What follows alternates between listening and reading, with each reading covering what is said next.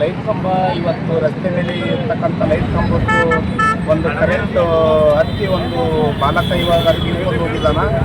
ಇದಕ್ಕೆ ನೇರ ಕಾರಣ ಯಾರು ಅಂದರೆ ಇದು ನೇರ ಕಾರಣ ಅಂದರೆ ಮಹಾನಗರ ಪಾಲಿಕೆ ಆಯುಕ್ತರ ಕಾರಣ ಮತ್ತು ಜಸ್ಕಾಂ ಅವ್ರ ಕಾರಣ. ನೀರೆಲ್ಲ ಕಂಬಗಳಿಗೆ ಹತ್ತಿ ಕರೆಂಟ್ ಬಂದಿದೆ ಇವತ್ತು.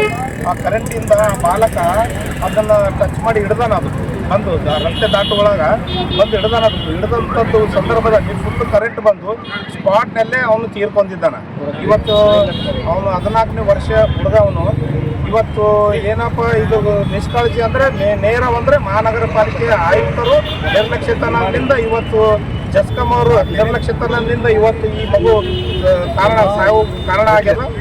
ಆಗಿದ್ದು ಭಾಳ ಅನ್ಫಾರ್ಚುನೇಟ್ ಇನ್ಸಿಡೆಂಟ್. ಫಸ್ಟು ಏನಾಗಿದೆ ಇದು ಆಗಬಾರ್ದಾಗಿತ್ತು, ಆದರೆ ನಾವು ಈ ಪರ್ಟಿಕ್ಯುಲರ್ ಇನ್ಸಿಡೆಂಟ್ ಸಂಬಂಧಪಟ್ಟ ಜಸ್ಕಾಮ್ದವ್ರ ಜೊತೆ ಮಾತಾಡಿದ್ದೀವಿ. ಇದು ಎಲ್ಲ ಎಂಕ್ವೈರಿ ಮಾಡಬೇಕಾದ್ರೆ ಎಲೆಕ್ಟ್ರಿಕಲ್ ಇನ್ಸ್ಪೆಕ್ಟರ್ ಅಂತ ಒಬ್ಬರು ಇರ್ತಾರೆ. ಅವರು ನಾಳೆ ಬೆಳಿಗ್ಗೆ ಬರ್ತಾರೆ. ಇವಾಗ ಇಲ್ಲಿ ಇಲ್ಲ ಅವರು.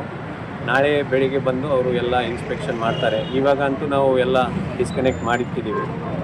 ಎರಡನೇದು, ನಾವು ನಮ್ಮ ಸಿಟಿ CCMS ಮುಖಾಂತರ ನಡೀತಾ ಇದೆ. ಅಂದರೆ ನಾವು ಎಲ್ಲ LEDs ಮಾಡಿದ್ದೀವಿ. CCMS ಸಿಸ್ಟಮ್ ಮುಖಾಂತರ ನಡೀತಾ ಇದೆ. Pole maintenance plus light is with CCMS. So ಅದರ ಸಲುವಾಗಿ ಈ ಪರ್ಟಿಕ್ಯುಲರ್ ಇನ್ಸಿಡೆಂಟ್ ಏನಾಗಿದೆ ಅದರ ಬಗ್ಗೆ ನಾವು ಇನ್ಕ್ವೈರಿ ಮಾಡಿ ಯಾರ್ದು ಜವಾಬ್ದಾರಿ ಇದೆ ಅಂತ ನಾವು ಫಿಕ್ಸ್ ಮಾಡಿ ಕ್ರಮ ಕೈಗೊಳ್ತೀವಿ. ಒಂದನೇದು. ಎರಡನೇದು, ಕಾಂಪೆನ್ಸೇಷನ್ ಸಂಬಂಧಪಟ್ಟನು ನಾವು ಆಗಲೇ ಮಾತಾಡಿದ್ದೀವಿ. ಆ್ಯಸ್ ಪರ್ ಪ್ರೊಸೀಜರ್ ಏನಿದೆ ಅದು ಕಾರ್ಪೊರೇಷನ್ ಕಡೆಯಿಂದ ಆಗಲಿ ಅಥವಾ CM ಫಂಡ್ ಇರುತ್ತೆ ಅದರಿಂದ ಆಗಲಿ ನಾವು ಆದಷ್ಟು ಪ್ರಯತ್ನ ಮಾಡಿ ಕುಟುಂಬಕ್ಕೆ ನಾವು ಕೊಡೋದು ನಾವು ನಮ್ಮ ಕಡೆಯಿಂದ ಪ್ರಯತ್ನ ಮಾಡ್ತೀವಿ. ಕಲಬುರಗಿ ಮಹಾನಗರ ಪಾಲಿಕೆ ಇವತ್ತಿನ ದಿವಸ ಕಲಬುರಗಿ ನಗರದ ಒಳಗಡೆ ಏನು ಕೇಂದ್ರ ಬಸ್ ನಿಲ್ದಾಣದ ಸಮೀಪ ಏನು ಈ ಘಟನೆ ನಡೆದಿದೆ, ಈ ಘಟನೆ ನಡೀಬಾರ್ದಾಗಿತ್ತು. ಆದರೆ ಈ ಘಟನೆ ನಡೆದಿರೋದ್ರಿಂದ ಅವರ ಕುಟುಂಬದಲ್ಲಿ ಒಂದು ಆತಂಕ ಮೂಡಿದೆ. ಅವರ ಕುಟುಂಬಕ್ಕೆ ಸಾಂತ್ವನ ಹೇಳ್ತೇವೆ. ಅವ್ರ ಕುಟುಂಬಕ್ಕೆ ದೇವರು ದುಃಖ ಸಹಿಸ್ತಕ್ಕಂಥ ಶಕ್ತಿ ಕೊಡಲಿ ಅಂತ ಹೇಳ್ತೇವೆ. ಅದೇ ರೀತಿಯಾಗಿ ನಮ್ಮ ಕಾರ್ಪೊರೇಷನ್ ಅಧಿಕಾರಿಗಳು ಮತ್ತು ಜಸ್ಕಾಂ ಅಧಿಕಾರಿಗಳಿಗೆ ಕರೆಸಿ ಇಲ್ಲಿ ಏನು ನಡೆದಿದೆ ಅಂತ ಇನ್ಸ್ಪೆಕ್ಷನ್ ಮಾಡೋಕ್ಕೆ ಹಚ್ಚಿದ್ವಿ.